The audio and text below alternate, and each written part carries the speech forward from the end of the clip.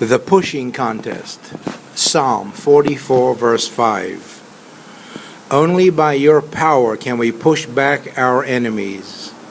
Only in your name can we trample our foes. Shalom and welcome back to the tea table, my friends. I want to take this time to say thank you for joining me today. I'm sure there are dozens of things you could be doing, but you chose to be part of the tea table.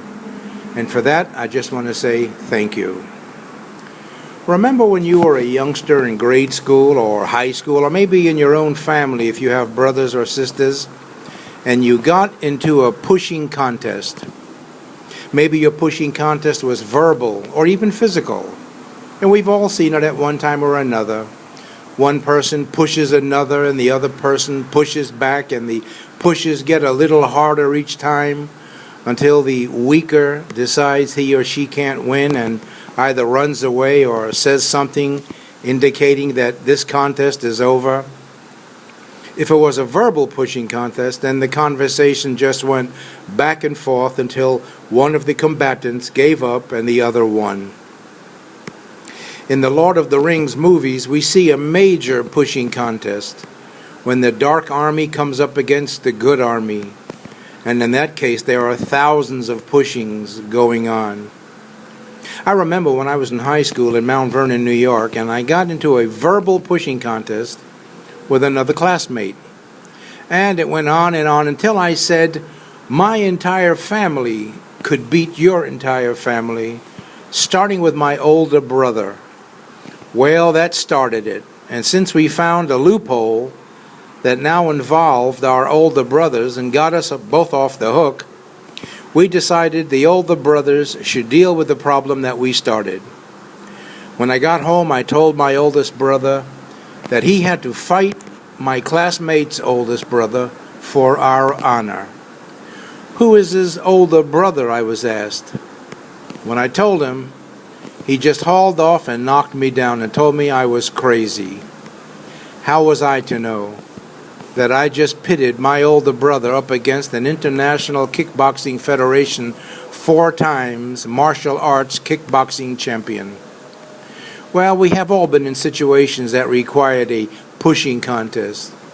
Maybe the stress of life has become too much to deal with, and we try to push back against whatever it is that's trying to overcome us.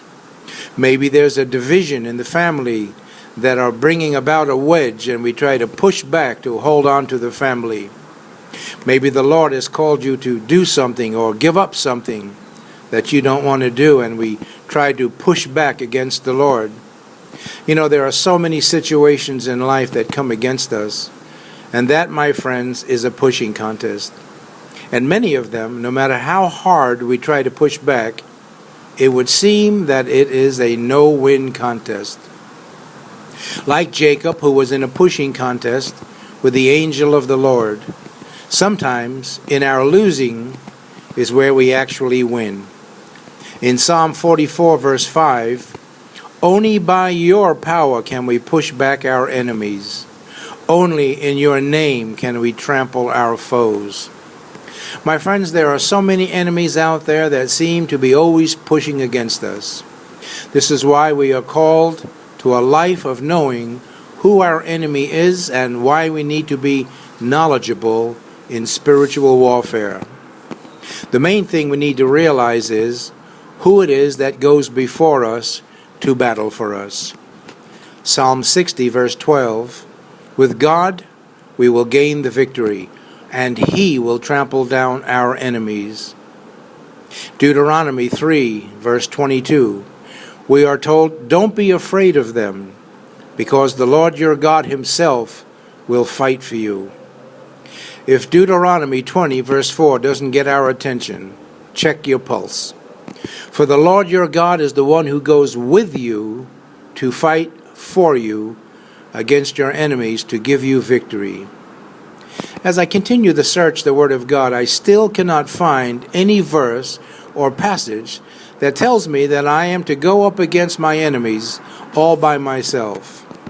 There will be battles and there will be situations that in the natural eye look much bigger than what I am capable of doing in my own strength. but I have not been called to back down or give up. Personally, I am so encouraged with Psalm 27 verse 3. Even though a mighty army surrounds me, my heart will not be afraid. Even if I am attacked, I will remain confident. Why did the writer tell us that his heart will not be afraid, and even if attacked, he will be confident? Well, it's because of who the writer knew. What a great promise we find in Psalm 46. God is our refuge and strength, a very present help in trouble. Therefore we will not fear. Though the earth should change, and though the mountains slip into the heart of the sea, though its waters roar and foam, though the mountains quake at its swelling pride. Listen to what David tells us in Psalm 27 verse 1. The Lord is my light and my salvation. Whom shall I fear? The Lord is the stronghold of my life. Of whom shall I be afraid? My friends, pushing contests in life are to be expected and normal. It's all part of life. But being involved in a pushing contest in your own strength is not normal, because the Lord is the one who fights for you. In your own strength, you will lose your peace and your joy as the battle continues. But with the Lord in your corner, going before you and fighting for you, your heart will not be afraid, and even if you are attacked, you will remain confident. Wouldn't it be nice if every time we got into a pushing contest, that we had a beyond a shadow of a doubt confirmation that we were going to win? Wouldn't it be great if every battle we had to fight, we already knew that we would be completely and totally victorious? It would really be nice if our definition of faith would be, faith is the substance of things hoped for, evidence of victory already known. My friends, being a great person of faith doesn't win the battles. Being a person of great faith does. Knowing and believing the promises of God gives each of us a bold assurance that God is who He says He is, and that He can do what He says He can do. Being boldly confident in battle comes about as you trust and believe what God says. In Joshua 23 verse 5, for example, the Lord your God will push them back before you and drive them out of your sight, and you shall possess their land, just as the Lord your God promised you. You have no idea how bold and confident you will become as you see the Lord your God push back your enemies before you and drive them out of your sight, and you possess that which the enemy has tried to take from you in every area of your life, your family, your business, and your health. After all, my friends, as we are told in Numbers 23:19, God is not like people. He tells no lies. He is not like humans. He doesn't change His mind. When He says something, He does it. When He makes a promise, He keeps it. And with that, I leave you with this. Yevarechecha Adonai ve'yishmerecha. Ye'er Adonai panav elecha v'honecha. Yisa Adonai panav elecha ve'yesemlecha shalom. The Lord bless you and protect you.